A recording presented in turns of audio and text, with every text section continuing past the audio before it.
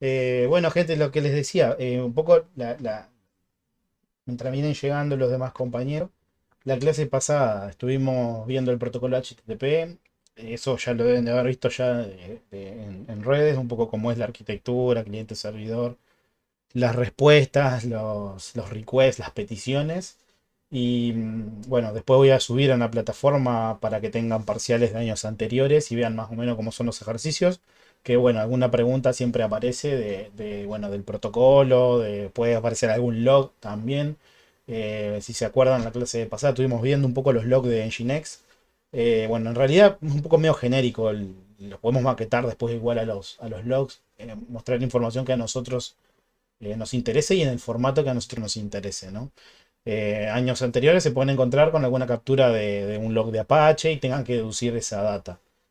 Así que traten de tener claro cuando le dan un log, saber, bueno, cuál es la IP del cliente, qué petición, el tamaño, la respuesta que se le dio, etcétera, ¿no? Un poco cómo desglosar ese log. Después estuvimos viendo un poco, bueno, terminando ese teórico de HTTP, que vimos los requests, vimos como HTTP es un protocolo que no está orientado no maneja estados. Bueno, vimos un mecanismo para implementar la gestión de los estados, que es a través de las cookies. Bueno, estuvimos explicando un poquito cómo es esa arquitectura, si bien en el protocolo es algo muy simple porque se agrega en el atributo del encabezado de la petición, el ID de esa cookie es un atributo más que se agrega, que es otorgado por el server, ¿no? Y después, bueno, pues cada uno de los clientes en su navegador, hay una base de datos interna, local del navegador, lo que sería el perfil del navegador, que almacena. Bueno, por lo general los navegadores tienen una base de datos SQLite, en donde en un archivo almacenan toda la información. Eso por un lado. Después, bueno, estuvimos comentando lo que son lo que es el if condicional, lo que es el get condicional más que nada, que es el que se utiliza para los proxy, HTTP, los proxy, los web proxy, en los cuales también lo implementan los navegadores para cuando un cliente genera una petición, bueno, no descargar de vuelta el recurso del servidor web, sino que descargarlo si se ha modificado en función al dato que él tenga. Si se modificó, si la fecha de modificación es posterior a la que tiene en su caché, bueno, ahí sí se envía el recurso y si no, no se envía nada, le dice no. Se envía una respuesta que dice no hay ningún cambio y bueno, ahí sigue operativo. Después que estuvimos trabajando con eso, instalamos un Nginx, bueno, de los repositorios. Bueno, más que nada lo instalamos de los repositorios, a diferencia de como hicimos el sistema operativo, que instalamos un HTTPD a través de lo compilamos y bueno, generamos el binario para la arquitectura, para el equipo que teníamos en ese momento. Eh, ahora vamos a usar un poco a la gestión de los repositorios. Ahora vamos a usar un poco más los repositorios para hacer las instalaciones de las, de los servicios, porque la idea es el estado del arte en la actualidad, o sea, los hechos dan que bueno, no tenemos que, no tratamos un servidor como se hacía antiguamente, de tratarlo este, como que si fuera una entidad en la cual si se producía una falla, solucionarlo, teníamos que reparar sí o sí ese servidor, si no las aplicaciones que teníamos ahí, bueno, podía llegar a ser muy complicado volver a instalarlas, sino que hoy en día con los entornos de cloud, multicloud y bueno, Docker, Kubernetes y todo eso, ya nos implementa el concepto de microservicio, de no tener en un único servidor todos los servicios de nuestra aplicación, ni siquiera cuando lo estamos desarrollando. Si es que vamos a desarrollar una aplicación, va- hay que ver si va a escalar, por ejemplo. Se utiliza las arquitecturas de microservicio, incluso hasta nanoservicios para encapsular una librería en un contenedor, para tenerlo bien gestionado, que no tenga relaciones de dependencia con casi nada, eh, sin ser lo que serían las primitivas del propio kernel en sí del sistema operativo, ¿no? Entonces, bueno, la idea es, se me rompe algún server o se me daña alguno de los equipos, levantamos una instancia en otro lado, sin importar que, bueno, obviamente que puede variar el hardware, pero la aplicación tiene que seguir funcionando. Y a eso lo que vamos a ir apuntando, un poco viendo infraestructura como código, un poco viendo los protocolos que nos permiten a nosotros implementar, por ejemplo, un sistema de archivo distribuido. Eso es algo que después vamos a probar con Proxmox. Por ejemplo, el protocolo NFS, que es uno que usamos para los servidores de archivo, en donde, por ejemplo, yo genero las virtuales o genero más que nada la información, los datos, ¿no? El concepto de virtual lo puedo instanciar en cualquier lugar. Ya vimos que, por ejemplo, con Vagrant, que si bien no es orientado a llevarlo a tenerlo en producción, para eso tenemos otras herramientas más eh, pensadas para el ámbito de producción, pero cuando es un entorno de desarrollo, de pruebas, bueno, podemos implementar Vagrant, por ejemplo, en donde podemos generar una instancia de la aplicación bueno, en cualquier otro lugar con pocas configuraciones. No tenemos que hacer todo el deploy de, por ejemplo, la instalación del sistema operativo, la generación de la tabla de partición, el particionamiento, bueno, hacer todo ese proceso de instalación que hacíamos en sistemas operativos. Hoy en día, en la actualidad, incluso si contratamos o si en algún momento trabajan con algún proveedor de cloud, este, por lo general no nos va a dar una interfaz donde nosotros tenemos que subir la ISO y hacer la instalación.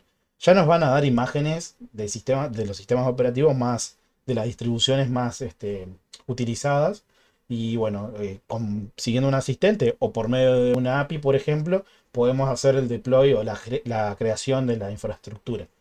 Eso es lo que es lo que el estado del arte y la tendencia en la actualidad es así, ¿no? Tener una infra en la cual yo la pueda escalar cuando lo necesite. Y bueno, si en algún determinado momento, no sé, baja la demanda de clientes en un proveedor de cloud, destruir instancias para ahorrarnos lo que sería el hardware que usamos de esa cloud, ¿no? Porque eso es la mayoría de los proveedores de cloud, lo que facturan es por el uso de CPU, de storage, de disco, o por tráfico también, ¿no? Entonces, eso está muy bueno. Tenemos una infra bastante. Nos deslindamos más que nada del hardware, porque de eso se encarga el proveedor de cloud. Y nosotros, bueno, la idea es tratar de desarrollar esas aplicaciones que no sean monolíticas, ¿no? O sea, que no tenga una única, o un único contenedor o un único virtual o lo que sea que haga todo. Sino que la idea es deslindar un poco todo eso. Y, y bueno, de esta forma nos permitiría generar, por ejemplo, de necesitarlo, múltiples instancias, etcétera. Para que todo eso funcione, bueno, tenemos que ver todos los conceptos que estamos viendo ahora. El HTTP, la instancia del web server, el servidor proxy, el proxy reverso, que es lo que se utiliza para hacer un balanceador de carga. Y ahí sí, bueno, eso lo publico en mi clúster. Y bueno, a partir de ahí empiezo a jugar un poco a ver cómo hago las reglas del balanceador para distribuir las diferentes peticiones de los clientes. O sea, así sea por región, por país o por lo que sea. Bien, entonces, bueno, la clase pasada habíamos terminado con instalando un Nginx. Lo habíamos configurado desde los cimientos, ¿no? O sea, renombramos el archivo que viene por defecto y habíamos generado uno nuevo que tenía dos instancias. Bueno, primero usamos un Hola Mundo con una única instancia en el puerto 80 y después lo replicamos, o en realidad generamos un proxy reverso para generamos otra instancia del servidor en el puerto 8080 y lo que hacíamos era todas las peticiones que llegaban al puerto 80 las redirigíamos al puerto 8080. Entonces, de esa forma, bueno, la instancia de ese proxy reverso redirigía a sí mismo. O sea, tomaba lo que recibía por un puerto y lo derivaba a otro, del mismo equipo. Pero, como mencionamos la clase pasada, eso podría estar distribuido en otro equipo. Podríamos deslindar ese servicio a otro equipo. Y ahí podemos estar trabajando con diferentes servidores web. Vimos que, por ejemplo, acá en la imagen, Vimos que podemos tener como servidores de backend de ese proxy reverso, pueden ser diferentes implementaciones. No tengo por qué casarme con un único servidor web, ¿no? O servidor de aplicaciones en este caso. Entonces, bueno, esta es la estructura que vamos a tener, la infra que vamos a tener. Después vamos a agregar diferentes servicios dentro de esta red, como por ejemplo vamos a usar Envy como servidor de streaming.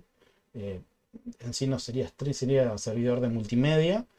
Y bueno, el año pasado usamos Nextcloud también, un proveedor de cloud privado,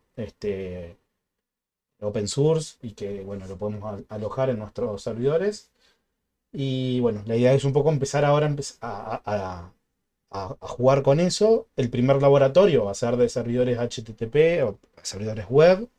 Eh, por ende, hoy vamos a terminar un poco con estos servidores web. Así ya el viernes próximo ya, ya presentaríamos el primer lab, que es solo de servidores web. Y la semana que viene, bueno, ya el viernes, arrancamos con el teórico de protocolos de archivos, SMB y NFS, que es el que vamos a usar para hacer los sistemas distribuidos de archivos.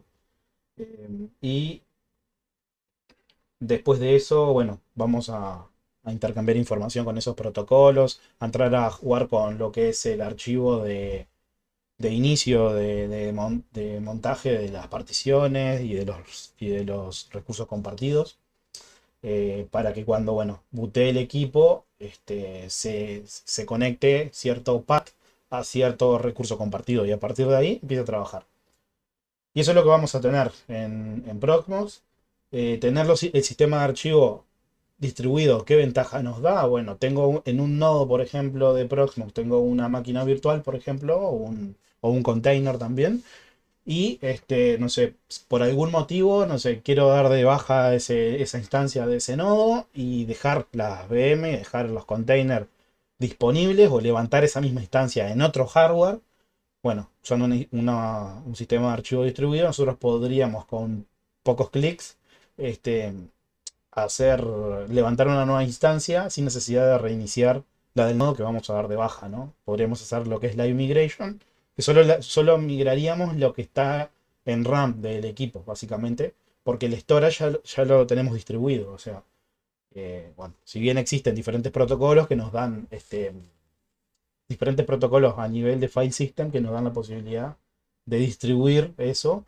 Y bueno, eso está muy bueno eso en la actualidad. Y bueno, nos deslinda un poco de no estar dependiendo de que los datos van a estar en un único lugar que puede llegar a fallar, ¿no? Si yo lo distribuyo en toda mi red, obviamente que siempre teniendo en cuenta la seguridad al acceso de esa información, yo puedo, este, no tengo que estar pensando qué ocurre si se me rompe un disco, por ejemplo. Si lo tengo replicado con otro equipo en la red, bueno, no pasaría nada en principio. Y más hoy en día que el costo de persistir datos es bastante bajo, ¿no? En medio magnético y ya va prácticamente sustituyendo ya los magnéticos, los sólidos, ¿no? Incluso en los proveedores de cloud, el storage ya no es como antiguamente eran a través de medios magnéticos, sino que ya nos ofrecen storage de discos sólidos, ¿no? Para, bueno, incrementar la velocidad de acceso a los datos. Bueno, y bueno, estuvimos instalando PHP con el módulo el FPM. Bueno, comentamos un poquito lo que es la configuración de eso, de utilizar un archivo para pasar los datos que llegan al servidor web hacia PHP, hacia el proceso de PHP, hacia el motor de PHP, o hacerlo a través de sockets. Eso dependiendo de la aplicación que nosotros vayamos a utilizar, puede ser que nos sea más ventajoso utilizar una u otra modelo de agregar PHP a nuestro servidor web. Y bueno, y por último, instalamos PHP instalamos MySQL. Bueno, eso ya lo habían hecho, un poco para ir agregándole configuraciones. Y vean que acá no instalamos ninguna aplicación que sea un todo en uno, ¿no? O sea, instalamos el servidor por un lado, instalamos la base de datos por otro, instalamos el conector de la base de datos, instalamos PHP, instalamos el módulo de PHP. Nunca instalamos un XAMPP o un LAMP o bueno, este, esos paquetes que nos facilitan a la hora de hacer la instalación porque nos instalo eso y ya queda todo preconfigurado, que no es lo más óptimo. Para desarrollo, bueno, hoy en día vieron que es mucho más rápido generarme una instancia de Vagrant e instalarle lo que yo quiero, proveer un script de inicio y que se instale lo que yo quiero en el pad que quiero y bueno, no tiene mucho sentido hoy en día, si estamos instalando una máquina de desarrollo, no tiene mucho sentido hacerlo de la manera tradicional, ¿no? Tenemos que ir incorporando la virtualización y la containerización en nuestro entorno de trabajo, porque es lo que se usa mucho esto, y bueno, no dependemos de instalar una DLL en nuestro equipo, no sé, que pueda tener conflicto con alguna otra cosa. Bien, instalamos PHP, instalamos MySQL, mostramos el acceso a PHP creamos un usuario, bueno, hicimos todo eso. Y ahí hemos terminado la clase con, eh, con esto, que serían los DNS dinámicos. Si bien hay un teórico que vamos a ver más adelante, que son de servidores de DNS, una buena práctica y bueno, bastante útil, que les puede ayudar mucho esto, es, bueno, pero ¿qué pasa si yo no tengo un servidor de manera tradicional que tendría que tener? Bueno, una IP pública en Internet, en donde el primer servicio que tenga que instalar ahí es el de DNS. ¿Por qué? Porque a través del protocolo de DNS yo voy a poder resolver y hacer las consultas a lo que sería mi zona de DNS, a mi dominio. Dentro de mi dominio, bueno, voy a tener una estructura del tipo árbol en el cual voy a, voy a utilizar cuando quiera hacer referencia a un objeto, a un equipo dentro de mi red, ¿no? De mi zona, sería, de mi dominio. Entonces, ese sería el primer servicio a implementar. Sobre DNS después funciona todo lo demás. Protocolos de directorio como Active Directory o LDAP, que es lo mismo. Y después, bueno, no, o Free Radius, cualquier otro protocolo de directorio o de autenticación también usa DNS. Entonces es lo primero que se suele implementar como primer servicio, ¿no? DNS, después directorio, y bueno, a partir de ahí se cuelgan todos los demás servicios. De archivos, de correo, bueno, de los que tengan que implementar. Y una buena práctica es, bueno, pero ¿qué pasa si yo no tengo una IP pública, no tengo una IP fija?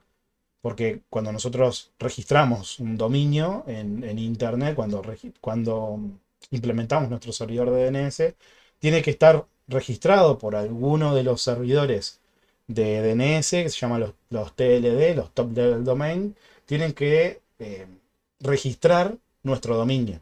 Entonces, ¿qué pasa si yo no tengo una IP pública, por ejemplo? Si la IP es dinámica y se renueva cada 12 horas o se renueva cada vez que se pierde la energía, por ejemplo, en el caso de nosotros, en nuestros routers, o se reinician, o lo que sea, ¿no? Entonces, bueno, en esos casos entra en el juego estos servidores de DNS dinámico. Estos son los más utilizados. Bueno, a nivel histórico, no IP y DNS son los más antiguos. Incluso en algunos routers o access point también se llegaban a implementar con un cliente de estos proveedores de DNS dinámica. ¿Qué ventaja me da un proveedor de DNS dinámica? Que poder identificar en Internet un hostname, un dominio que esté detrás de una IP dinámica, que no esté fija. Sí tiene que ser una IP pública, no tiene que estar a través de un NAT. Eso hay que tenerlo en cuenta. Bien, entonces esos dos protocolos, estos dos servicios, proveedores de servidores de DNS, bueno, hace unos años atrás nosotros nos registramos, ellos tienen una serie de zonas que ellos ya tienen registrado a su nombre Y nosotros lo que hacíamos, bueno, de manera gratuita, nos daban dominios, entradas dentro de esas zonas. Como ellos eran las que lo gestionaban, mediante una aplicación o mediante el cliente de ese proveedor, nosotros nos comunicábamos y bueno, cada cierto tiempo se estaba generando una petición a esos servidores. Si ustedes alguna vez instalaron a un agente de estos DNS dinámico, se programaba el agente para cierto tiempo enviar un request, porque esto en sí es un request, es un HTTP, un HTTPS en la actualidad, en el cual ese request que sale desde nuestro router o desde nuestro equipo dentro de nuestra LAN hacia Internet, a una IP, a una API que tienen publicada los proveedores, que nos identifican de esa forma. En esa request nosotros le enviamos la cuenta de usuario y la contraseña de o sea, de nuestra cuenta de ese proveedor. Se lo enviamos a la API de ese proveedor y esa API en sí es un web service que lo que hace es toma los datos que le enviamos de la cuenta y toma la IP de origen. Entonces, si los datos de la cuenta concuerdan, o sea, no le ingresé bien la credencial, el usuario, la clave, etcétera. Algunos piden un token también, una hash que se genera cuando crean la cuenta. Si esos datos concuerdan, lo que nos va, bueno, el proveedor lo que va a hacer es va a tomar la IP de origen, que es la que nosotros usamos para identificarlo en Internet, de manera automática, porque cuando nosotros generamos un request hacia Internet, nuestro router ya sabe, eh, como tiene el destinatario marcado, al destinatario le llega ese paquete y el destinatario lo que hace, el web service de ese proveedor, analiza la IP de origen y ahí nos identifica la IP pública que tenemos. Después de eso, ¿qué hace? Bueno, actualiza el proveedor en su tabla de enrutamiento, perdón, en su base de datos de DNS, actualiza las entradas de nuestro dominio que teníamos asociado a esa cuenta. Esos datos van dentro de lo que sería el cuerpo del request que nosotros hacemos. Al principio no existía no existía ese request, no lo podíamos hacer de forma manual a eso. En la actualidad lo tenemos que hacer de forma, bueno, en la actualidad lo podemos hacer a través de un request, podemos hacer, mediante, por ejemplo, generar la notificación mediante curl, mediante wget, mediante un acceso a una web, o sea, mediante una petición que nosotros hacemos con un cliente HTTP, pero hace unos años atrás era a través de la aplicación de ese proveedor de ese servicio.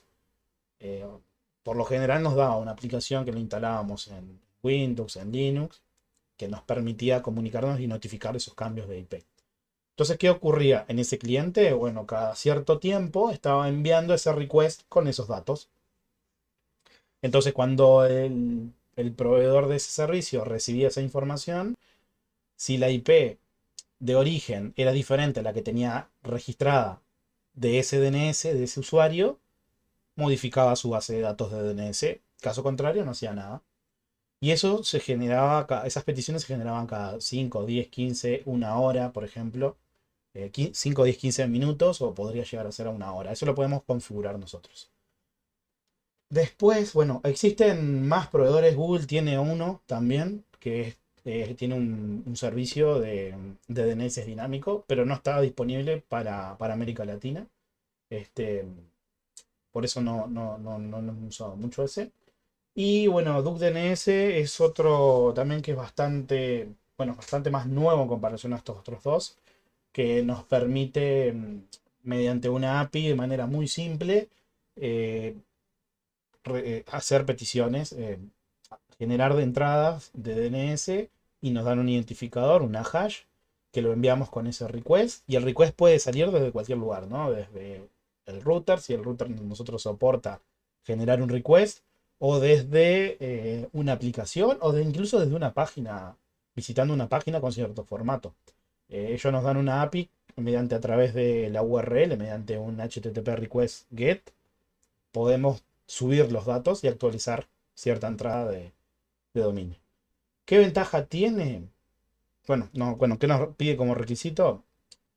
que nosotros que registremos una zona, nos dan, DuckDNS nos dan 5 dominios gratis, o sea, 5 entradas dentro de la zona duckdns.org para que podamos utilizar.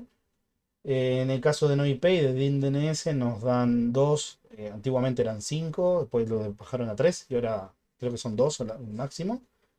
Y la diferencia es que en DuckDNS yo no puedo registrar mi dominio. Si yo compro un dominio, por ejemplo, no sé, jesusgiver.com, por poner un ejemplo, no lo puedo agregar en ese servicio de DNS dinámico, porque no permite agregar dominios, eh, o dominios externos al de ese proveedor. En el caso de NoIP y de DynDNS, sí, eso nos permite que nosotros em, le carguemos un dominio propio. Este, por ejemplo, en el caso mío, en la web y bueno, en la página que tengo en el clúster, se usa NoIP. NoIP gestiona las zonas, gestiona bueno, las notificaciones, las genero desde el router que tengo en donde estoy. Un microtik que hace un request, hace un get y con los datos de mi cuenta. Este, y bueno, eso se hace cada 5 minutos. Por eso pueden notar que en algún momento, bueno, o en sistema cuando estuvieron trabajando también, si en algún momento, no sé, la web no responde o el Prosmo cuando accedían en sistema no funcionaba o el guacamole tardaba, bueno, era esa ventana de 5 minutos que podía llegar a tardar. Este, Perdón, eso lo tenía antes, ahora cambió un poco. Eh, Ahora es un script que detecta la IP. Cuando cambia la IP en el router, en el MikroTik, dispara un script que notifica y me avisa por Telegram la IP en caso de que ocurra algún problema con la actualización de los dominios. Y yo tengo de referencia la IP a donde puedo ingresar desde afuera. Y bueno, y después actualiza las entradas de los dominios que hay. Bien, vamos a ver un ejemplo de esto de DuckDNS. Ahora yo lo que voy a iniciar va a ser la máquina virtual, perdón, la instancia de Vagrant que teníamos, que era de Nginx.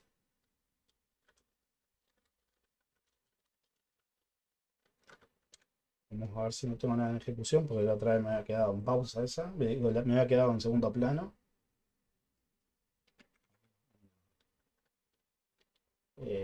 Vagrant. Bien, entonces vamos a hacer un ejemplo de esto. Recuerden que esta instancia que estoy levantando acá es la que ustedes tendrían en Proxmox. Bueno, entonces, ¿qué vamos a hacer? En este servidor vamos a hacer esto. Yo me voy a generar un DNS dentro de DuckDNS. Y DuckDNS, bueno, me permite que me autentique, no me permite registrarme. Tengo que tener una cuenta de algunos de estos servicios. Están acá, yo ingresé con mi cuenta de Google nomás. Y una vez que iniciamos sesión en la web, nos va a aparecer esta ventanita que es la que tenemos que confirmar que vamos a empezar a usar el servicio.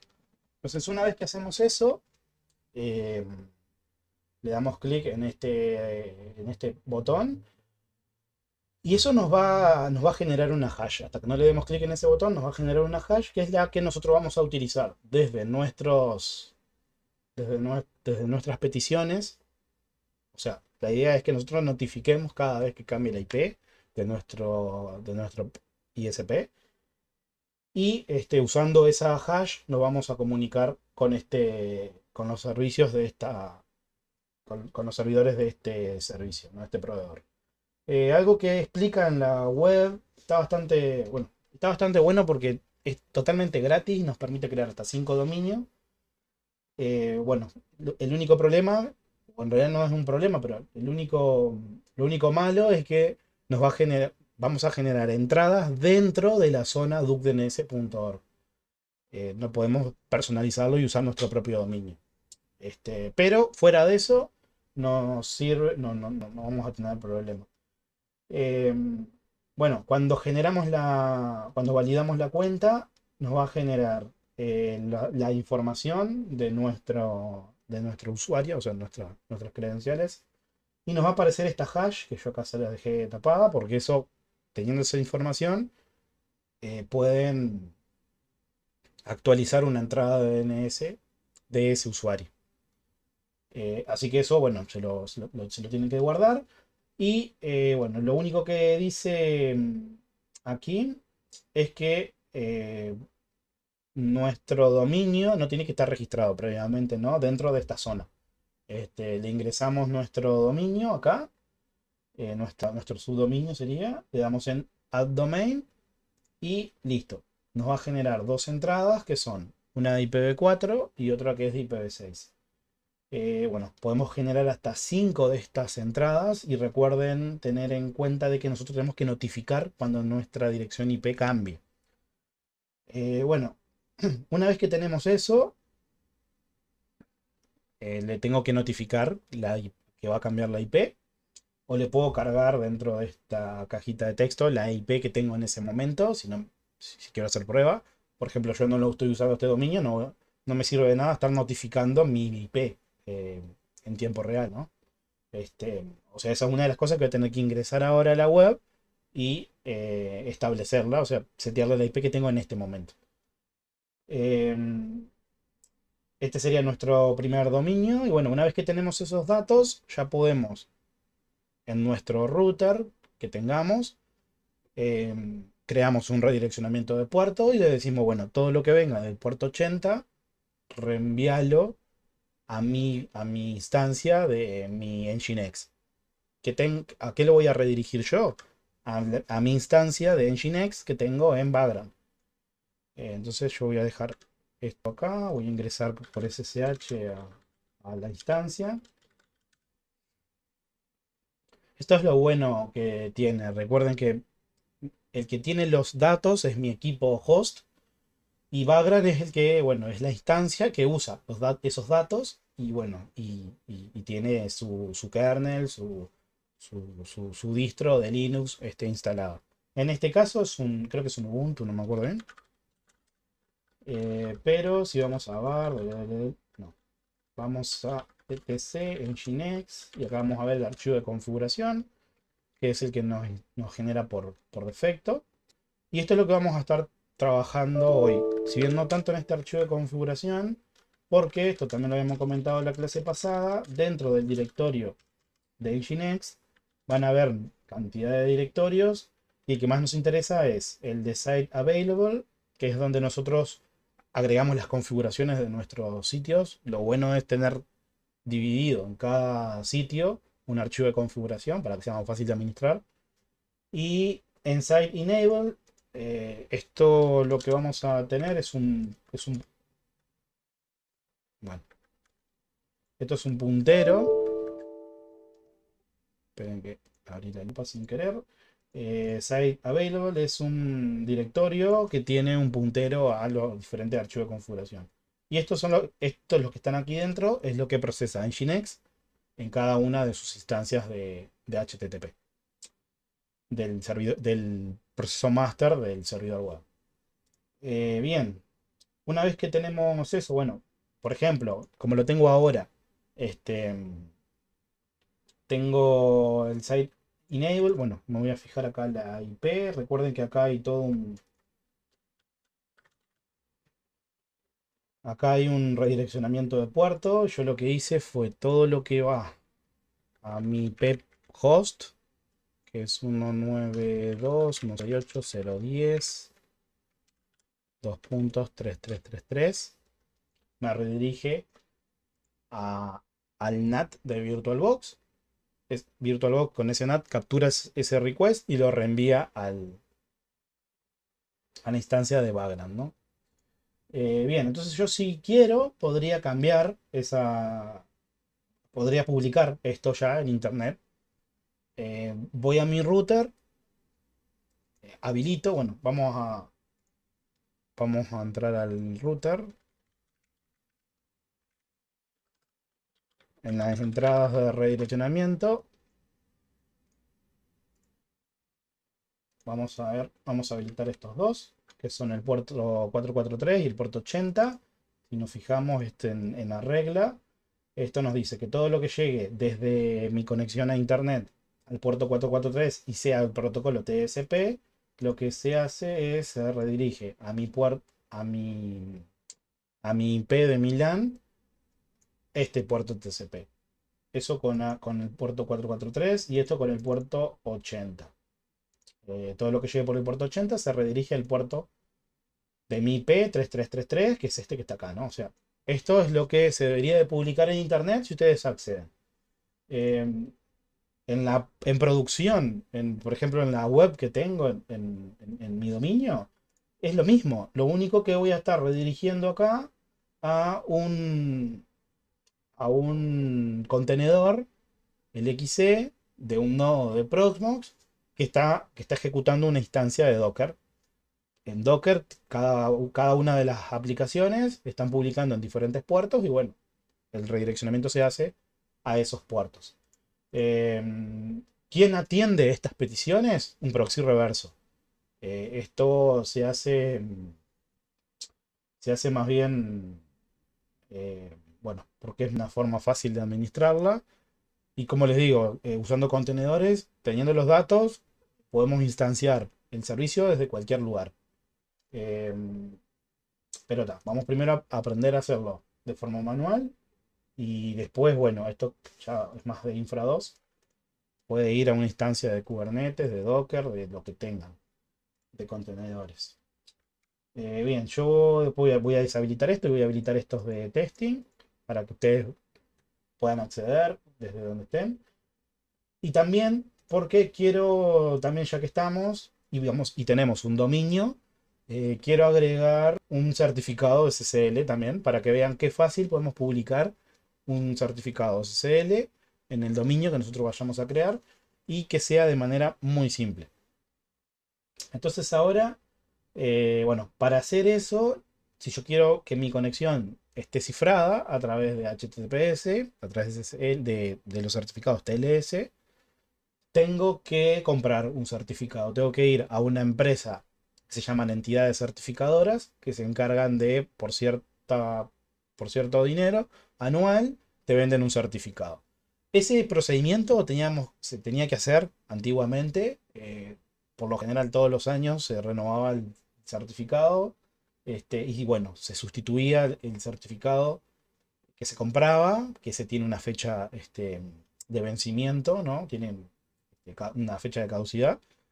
Bueno, se carga ese certificado, se reinicia el servicio asociado a ese certificado y listo, quedaría disponible para utilizar y queda un sitio seguro, si en el caso web, y no hay problema. Pero hace unos años se generó una entidad certificadora que se llama Let's Encrypt, que es una entidad certificadora que nos permite este, crear un certificado de manera totalmente gratuita, sin necesidad de invertir, de comprar el certificado. ¿Qué tenemos que hacer para utilizar esta entidad certificadora? Tenemos que proveer, o sea, tenemos que darle el conocimiento a esa entidad de que nosotros somos los propietarios de ese dominio. ¿Y cómo lo demostramos? Demostrando que la infraestructura que vamos a utilizar, nosotros tenemos acceso, que podemos crear un archivo en X lugar.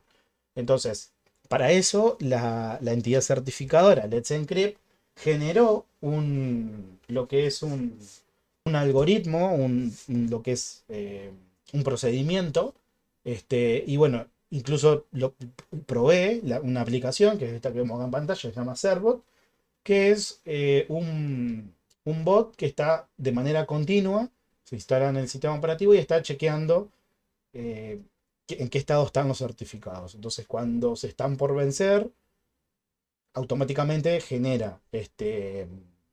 renueva el certificado sin necesidad de que nosotros lo tengamos que hacer de forma manual.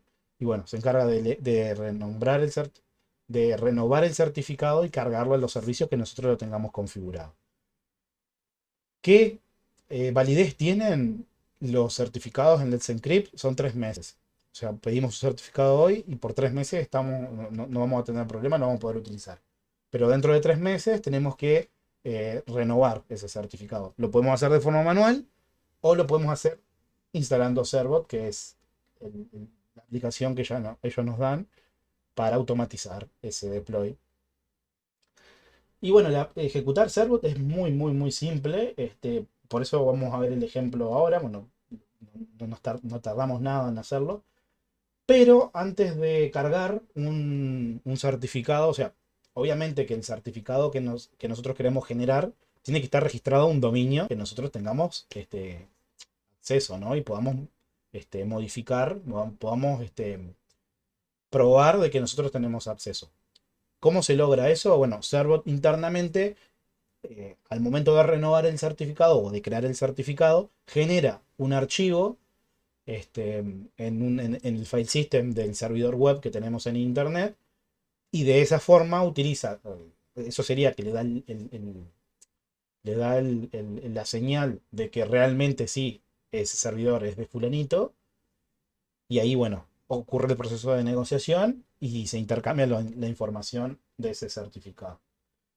Bueno, lo podemos implementar no solo en Nginx, en Apache también lo podemos usar, o sea, tenemos soporte para diferentes servidores HTTP. Lo que sí tenemos que probar es que somos nosotros los propietarios y que tenemos acceso a ese servicio. Antes de generar un certificado para un sitio y publicarlo por HTTPS en internet, lo que vamos a hacer es primero a generar una serie de sitios virtuales. Un sitio virtual es un dominio o un subdominio que se mapea a una instancia del servidor web. ¿Qué nos permite eso? Que nosotros podamos tener múltiples instancias de servidores web y cargar diferentes sitios de diferentes dominios. ¿Cómo podemos hacer eso? Por ejemplo, imagínense, tenemos un servidor que tenga dos tarjetas de red. Bueno, con dos tarjetas de red yo puedo puedo asignar todo lo que llegue por una tarjeta de red va a pertenecer a un sitio web, a un dominio, y todo lo que llegue por la otra tarjeta web va a pertenecer a otro dominio. Esa sería una forma de implementarlo. También lo que podríamos hacer es distribuir las web en diferentes números de puertos. Es decir, bueno, un dominio lo dejo disponible en el puerto 80, el otro dominio lo dejo disponible en el 81 y el otro dominio lo dejo disponible, no sé, en el 20.000, por ejemplo. Pero, obviamente, eso a nivel de configuración lo podemos hacer. Cuando cada cliente genera el socket contra ese puerto de destino específico, el servidor va a responder la web que tenga asociado a ese puerto. Pero eso no es nada práctico, porque también tenemos que distribuir el nombre del dominio y también el puerto al que está asociado en el servidor. Por eso existe una alternativa que es utilizar o multiplexar, sería una única instancia de un único puerto entre múltiples dominios. ¿Cómo lo hacemos a eso? Lo que sería a través del atributo host del HTTP. Ahora vamos a ver eso. Para esto vamos a crear 4 DNS para que vean acá. O sea, esto sería, me voy a generar, en función de estos DNS voy a responder con lo que tenga configurado para estos DNS. Bueno, tenemos uno que sería el que vamos a publicar en internet, que le vamos a dar un certificado HTTPS, etc. Después tenemos otro que sería de test también. Estos 3 dentro de la zona duckdns.org. Y después otro más que está fuera de esa zona para que vean que podemos registrar cualquier dominio. No tiene por qué estar dentro de una misma zona. Bien, entonces, ¿cómo hacemos esto? Bueno, me voy a las configuraciones y me voy, cuando instalamos Nginx, voy a instanciar Tmux. Cuando instalamos Nginx, nos genera un sitio por defecto, que yo es el que estoy utilizando, pero le sustituí el código fuente, ¿no? El HTML, el index HTML. Entonces, para ver esa información, vamos al site available. Y acá podemos ver que existe un archivo que se llama default. Y este archivo que se llama default sería nuestro sitio virtual que tiene configurado por defecto. Entonces lo que voy a hacer es por cada, me voy a copiar este archivo y le voy a cambiar en función al sitio que represente ese archivo.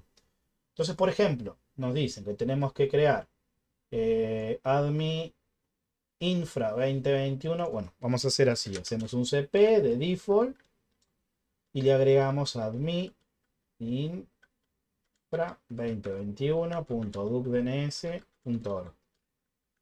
Entonces, de esta forma, nos generó el archivo que hace referencia al dominio. Una buena práctica al nombre del archivo es ponerle el nombre del dominio que representa ese archivo, ¿no? Tenemos que modificar algo en ese archivo. Ahí le vamos a asignar el directorio de trabajo, le vamos a asignar el- lo que sería qué, a qué servidor va a estar escuchando, etcétera. Entonces, para esto, en admin infra voy a editar el archivo para que vean. Le voy a quitar todo lo que sea comentario para que vean lo único que necesitamos. Bueno, acá tendría que haber copiado y pegado lo que hicimos la otra vez, pero ahora ya está. Lo que nos interesa es el número del puerto que va a estar escuchando. Después le vamos a dejar las primitivas para PHP, para que usemos PHP, y esto lo vamos a quitar. Le voy a quitar todos los comentarios para que vean lo único que necesitamos para el sitio virtual. Esto era location, ¿sí? Le quitamos el location, le quitamos, bueno, el comentario de esta región. Y recuerden acá, dependiendo de cómo lo van a configurar, descomentan uno u otro, ¿no? O sea, si pasan los datos desde el web server a PHP mediante un archivo o mediante un socket. Nos vamos a pasar por un archivo y yo le voy a cambiar acá el nombre del archivo que va a estar escuchando, que la versión que tenemos en PHP, si se acuerdan, en la clase pasada era la 7.2. Entonces le voy a sustituir acá, la 7.2. Y nos queda cambiar para habilitar PHP acá, nos queda habilitar los index, ¿no? El index acá. Este index le vamos a agregar acá index.php. Y esto va en orden, recuerden, ¿no? La primitiva index en un directorio de trabajo va a ir a buscar primero el index.php, si no lo encuentra va a buscar el index.html y así se va adentrando en cada uno de estos argumentos. Bien, ahora, ¿qué tenemos que modificar de esto? Porque si nosotros queremos habilitar esto, vamos a ver para que vean el fallo. Para habilitar este sitio necesitamos ir a Site Enable. Van a ver que acá hay un enlace simbólico default apuntando al default que generamos la copia de este archivo. Y ahora lo que hacemos es generamos un link simbólico con el n-s y acá vamos a ir a buscar este archivo que está acá, que está dentro de este directorio. Vamos a Site Available y ingresamos admin infra. Y a ese archivo hacemos un enlace simbólico desde acá a donde estamos ahora. Sería en punto. Perdón, punto. Entonces ahora si hacemos un ls-l, van a ver de que ahora hay dos archivos, dos enlaces simbólicos. El default apuntando a este path y el admin infra 2021.ducdns.org apuntando a este otro path. Bien, entonces ahora, ¿esto qué significa? Que yo ya podría reiniciar el servidor y empezar a utilizarlo, empezar a trabajar con estos dos sitios. Ahora no tenemos uno solo, tenemos dos. Pero va a haber un problema. Cuando yo ingrese, por ejemplo, quiero reiniciar el servicio, vamos a ver de esto, que nos dice que tenemos un mensaje de emergencia, que nos dice que tenemos dos servidores por defecto en el puerto 80 y la interfaz y la IP, que sería todas las interfaces de red que tenga el equipo, la 0000. Y esto es porque en el archivo de configuración, esto era admin infra, en el archivo de configuración tenemos dos archivos de los sitios virtuales, dos archivos de sitios publicados, habilitados, que tienen este parámetro que dice default server. Entonces, este es por IPv4 y el otro es por IPv6. Entonces lo que tenemos que hacer es, por cada instancia de Nginx, puede haber un único servidor por defecto. Ese servidor por defecto es el que, en el caso de que no se encuentre una correspondencia directa con un DNS, se retorna el contenido de ese sitio. En Apache, por ejemplo, Apache retorna como default server el primer sitio que tenga configurado, sea cual sea que tenga. Entonces acá lo que voy a hacer es voy a quitarle el default server. Acá y acá. Y le voy a definir el path a donde va a estar el directorio de trabajo. Este directorio de trabajo, como si se acuerdan de la clase pasada, yo publiqué de mi file system, de mi Windows, publiqué que lo que esté en el directorio background, donde está el background file de esa instancia, que lo voy a abrir por acá, acá, yo publiqué, recordemos que en background, en el path barra background, se, se redirecciona a la carpeta donde esté el background file, que es esto. Entonces, ¿yo qué voy a hacer? Me voy a definir una nueva carpeta que se llame el nombre del sitio. Entonces le voy a agregar acá. Carpeta, el nombre del sitio. Lo tenía acá. Y para identificarlo, bueno, le voy a eliminar esto. Le voy a agregar un HTML que diga el nombre del sitio. Así lo vamos a poder identificar a todos. Entonces acá le voy a agregar como mensaje el nombre del sitio. Bienvenido a y el nombre del sitio. Bien, ahora, ¿qué tengo que modificar entonces? Bueno, en este path, en vez de barra HTML, acá me va a quedar barra el nombre del directorio que tenemos ahí. Ahí se va a ir a buscar primero el index.php y si no existe el index.html.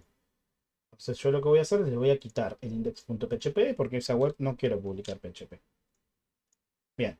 Y ahora lo que me queda para terminar, porque acá hicimos el cambio de la configuración en el file system, ¿no? Nos falta indicarle a Nginx el nombre del sitio virtual, el DNS que vamos a asociar a ese directorio. Y eso lo hacemos con este atributo que dice server name. En server name también el nombre del sitio va a ser este.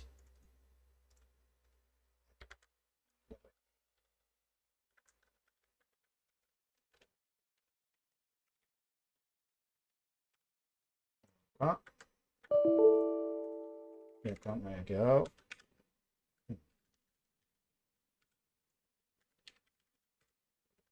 Bien. Entonces ahora, si un request está dirigido a este DNS, le va a retornar primero el index.php y después el este index.html. Vamos a probarlo.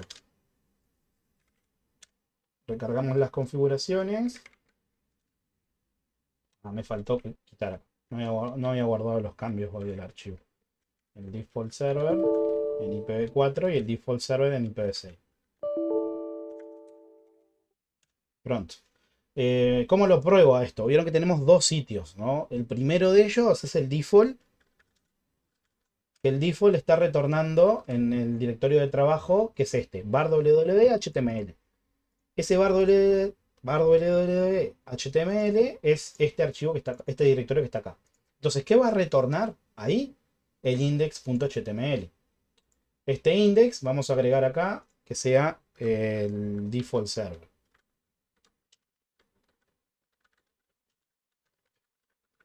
Vamos a agregarle para que lo vean, para extinguirlo más que nada. Entonces ahora, si yo voy acá e ingreso por la IP, veo que está el default server. Ahí, buenazo. ¿Cómo puedo probar que hay dos sitios virtuales? Resolviendo el DNS. Entonces, para hacer eso, yo podría hacerlo a través de curl, por ejemplo, porque curl lo que hace es genera un socket a una IP, a un destino, y le podemos especificar en el request los datos del header, de lo que sería el encabezado de ese request. Entonces, para eso, por ejemplo, miren, si yo hago curl localhost, que sería esa instancia del equipo, me va a retornar el default server. Pero ahora, si yo hago curl y le digo, mirá, en el encabezado del curl hay un atributo que se llama host. Ese atributo, sobreescribilo y agregale el nombre del dominio. El nombre del dominio habíamos dicho que era este.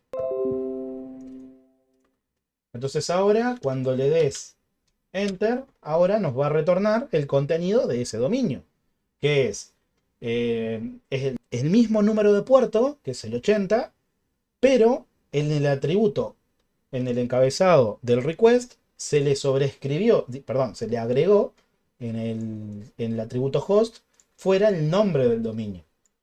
Y acá no interviene el protocolo de DNS.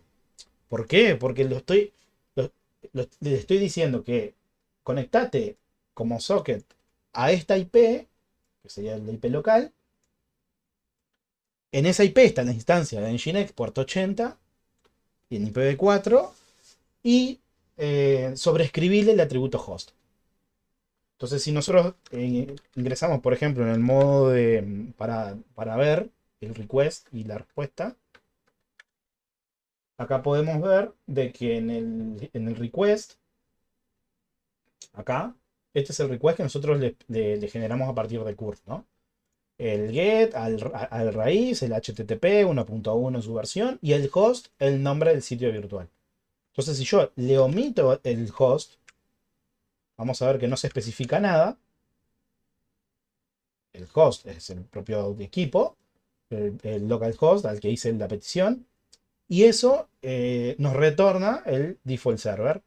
Entonces ahora, por ejemplo, por cada sitio, yo tengo que agregar un nuevo archivo. Entonces, eso es sumamente fácil. Vamos en site enable, no, site available,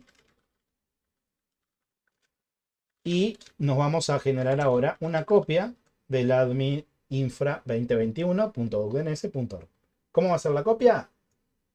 Me voy a generar otro, otro archivo de configuración que sea el admin infra 2021-test.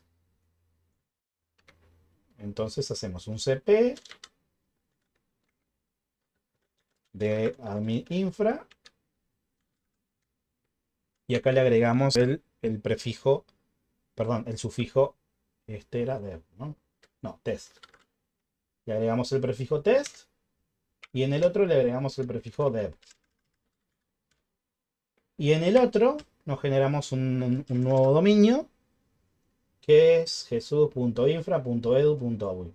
Entonces acá me voy y digo, bueno, el otro es jesus.infra.edu.uy. Pronto. Entonces ahora, ¿qué tenemos que hacer? Editar, agregarle las configuraciones de cada uno de los nuevos sitios. Tenemos que modificar esos archivos, ¿no? Entonces, ¿cómo lo hacemos? Vamos a ir en orden. El admin infra-test. Lo único que le tenemos que cambiar es que el directorio de trabajo ahora va a ser -test y el dominio va a ser -test. Pronto. Ahora me voy a crear, en realidad me voy a crear una copia del primer sitio. Lo voy a renombrar. Voy a iniciar este index.html y acá le voy a decir bienvenido a admin-infra 2021-test. Entonces ahí vamos a poder identificar cada una de los requests, cada una de las respuestas de cada uno de esos requests. Bien, nos demos test, tenemos dev, hacemos lo mismo, le agregamos el sufijo dev, le cambiamos el directorio y le cambiamos el nombre al sitio, ¿no? Este es dev. Y ahora ese dev nos generamos el directorio. Esto lo podemos automatizar por un script, por ejemplo, y es mucho más fácil. Lo hacemos una vez sola y listo. Y acá nos queda a mi infra 2021-dev. Desarrollo. Y en el código fuente le vamos a decir que sea dev.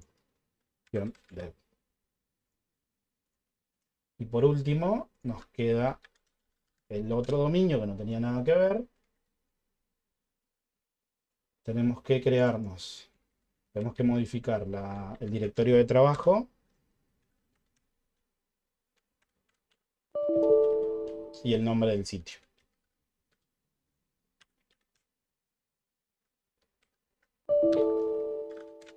Y ahora nos generamos la carpeta.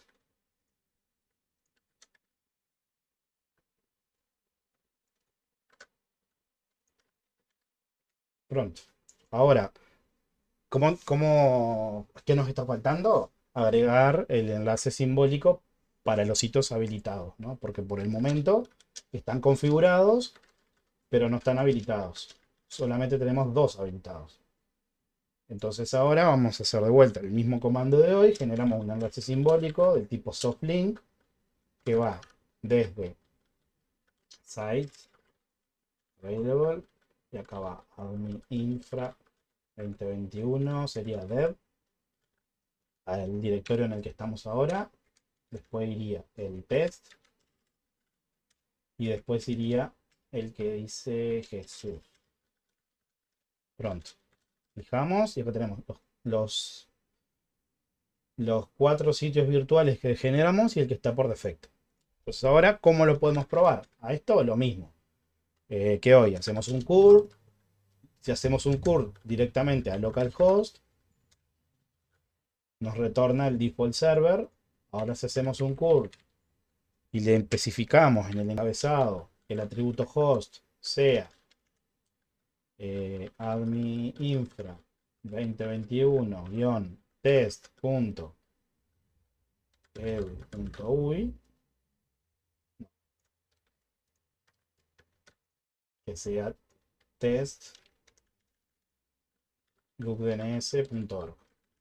Nos va a retornar el contenido admin infra 2021.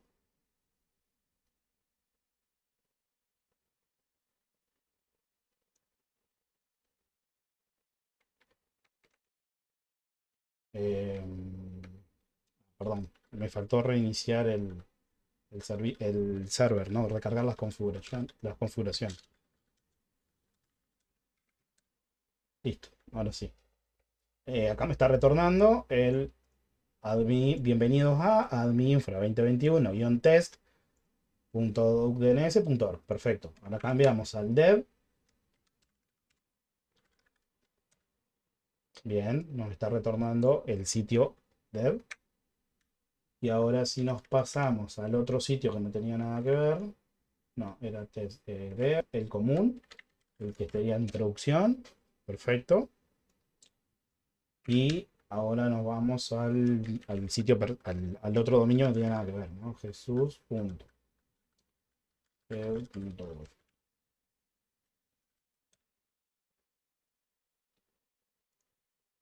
Jesús.infra.edu.